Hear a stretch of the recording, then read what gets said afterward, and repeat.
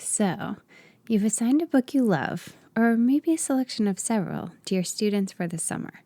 Soon enough, they'll be back to share their takeaways.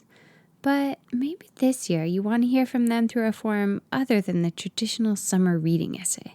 You want to kick things off with creativity and also push them to think beyond any internet summary and commentary they may have perused alongside the book. Today on the podcast, I'd like to share 4 easy alternatives to an in-class essay. Hey there, I'm your host, Betsy Potash, and one-pagers, project-based learning, and choice reading are my jam. I believe in you, and my goal is to help you explore all the creative possibilities you dream of for your classroom. I'm an educator, a chocolate cake aficionado, a traveler who can't wait to get back to Barcelona, and the kind of mom who brings her own mini makerspace to her kid's classroom when she comes to volunteer. I know this for sure, creativity isn't always easy.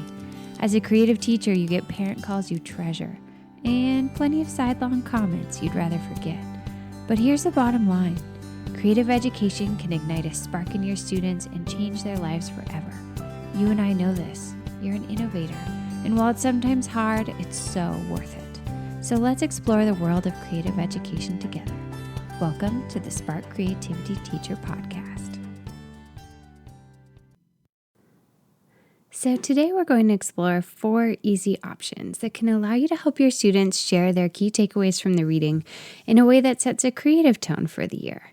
Each of these activities can easily be completed in a day, and they can also lead into a larger class discussion of the text. Plus, they're a bit more fun to grade than a stack of 100 essays. Is an in-class essay on the summer reading a valid choice? Yeah, for sure. But if you'd like to change it up, here are some ideas. Okay, so the first project I want to suggest focuses on characterization. I call it the open mind.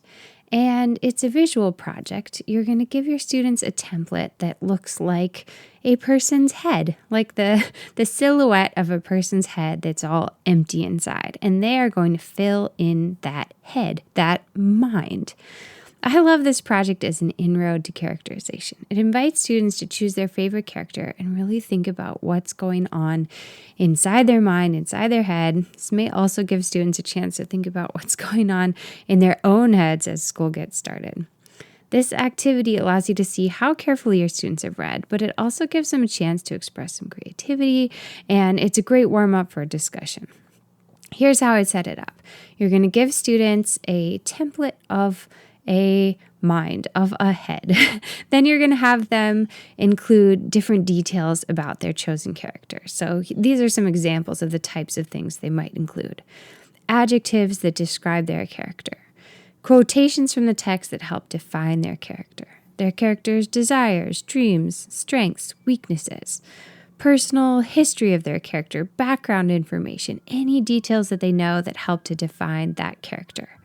Some analysis of how the character grows, changes, and transforms. Evidence that the character is not just flat and static, that they change, that they grow. Key connections, relationships with other characters, motivations of the character, interests, passions of the character. Basically, they are trying to fill in that open mind with anything they can think of that helps paint a picture of the character. And if you wish, you can take it one step further by making this all not just text, but actually inviting students to incorporate visual expression of the ideas also. So kind of like in the case of a one-pager or sketch notes, you're going to ask them to create some visual elements within the open mind. You might do this by asking a question like, how can you use colors, shapes, or different types of text to help highlight what's going on inside the character's mind? Or how can you make use of imagery and symbolism, visual symbolism, to help showcase what's most important about this character in your open mind? Or how might you play with the sizes and locations of the different elements that you're choosing to put in your open mind to show how important they are? What do you put in the middle? What do you make the biggest? What do you make the brightest? Invite students to use visual elements to help a viewer focus. And I'm going to, again, put some visual examples in the show notes like I always do. So if you want to check those out at nowsparkcreativity.com, I will link them. Okay, So that's my first idea, the open mind for characterization. I have done something very like this for summer reading with a fairly large group of students and really thought it led to great discussion. It helped students come at the conversation from a very specific text-based angle, and I liked it. Okay, number 2, hexagonal thinking. If you are not a new listener, and if you are a new listener, welcome, then you know that hexagonal thinking is one of my favorite go-to strategies. Now, it is a collaborative activity, and so you might be thinking, oh, that's not very good for sort of giving a grade to summer reading, but hear me out. You can have students in groups work on a hexagonal thinking web. You can give them their hexagons with key characters, themes, quotes, related current events, related other texts that you think that they will have read, and invite them to collaborate on putting them together into a hexagonal thinking web. And yes, that's a group activity that might be harder to put a grade on. But at the end, you can say to your students, okay, everybody choose a couple of the intersection points that your group decided on and write about those and explain your thinking. Now, it's going to be a shorter writing project than an in-class essay. It's a little more collaborative on the front end than an in-class essay, but it still gives you a chance to let them talk about the book, think about the book, apply their critical thinking, and then do a little bit of writing, which you can put some kind of a grade on to show evidence for the fact that they've done their work. Okay, my third idea for a summer reading project is the theme one-pager. This is something I started to work at last year, and I have come to really love as a concept.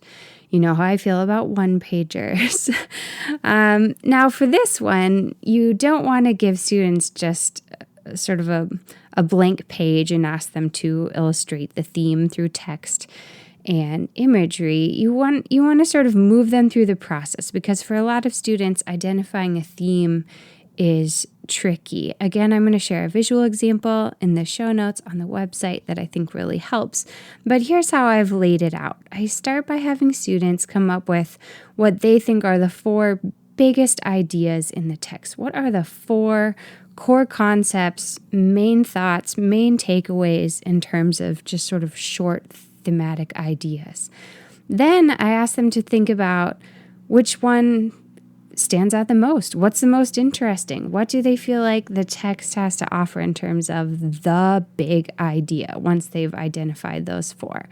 Then throughout the one-pager, I say, where can you find moments in the text that illustrate that one big idea? Let's get those quotes down into the one-pager, and let's start to analyze what makes those moments so significant? What do they show about the theme? Then there's a place for them to really illustrate that theme with gusto and with illustration, like visuals as well as words. And I found myself that the process of doing this helped me to really crystallize what I thought was the main thematic takeaway of a book, and I find it quite fun. So I think this is a great activity for the first week of school, to get students thinking deeply about theme in a way that's creative, in a way that's maybe a little more accessible to on day 1 than an in-class essay can feel.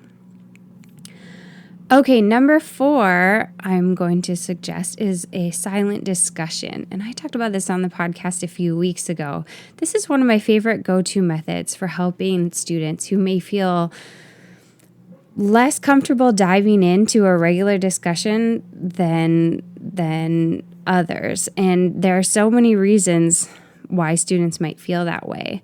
But if you're looking for an activity around your summer reading that's kind of low-key, that's not necessarily a big grade in your grade book, you just want to get a sense for where students are with the book and have a conversation, but you don't want to force everybody in to speak out loud right away when you haven't established all your classroom norms and you know that some kids are maybe going to feel less comfortable. A silent discussion is a really cool option. Now, there are a lot of ways to do it, but I think the easiest one for day 1 would be to just put up big pieces of paper all over your room with your questions. So this could be those giant funny Post-its. This could just be anchor chart type paper or poster boards, but you pop them up on your walls and you put big questions at the top of each one. Then you can either give students Post-its or markers, and you invite them to go around and answer the questions. They look at what's already been written, and then they can either respond to somebody else by writing kind of close to their response and adding an arrow or something like that, or they just find their own little spot on the paper and write their own response. A silent discussion like this can also lead really well into a spoken discussion because it gives every student a chance to think through their ideas, read some ideas from other people and respond to those. And so it won't be so sudden.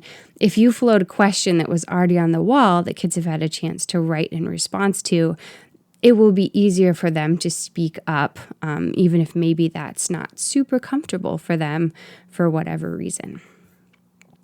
Okay, folks, sharing fabulous summer reading books with your students or a summer reading book list for them to choose from can be a great way to encourage book time over the summer, if that is what you want to do. But you don't always have to cap it off with a summer reading essay. Again, if you want to, that's fine. But I hope that you found some creative alternatives here that you can try if an essay isn't really feeling right for what you're trying to accomplish with your program. Thanks so much for joining me today to talk about some creative alternatives to the summer reading in class essay. Until next time, take care of yourself and stay creative.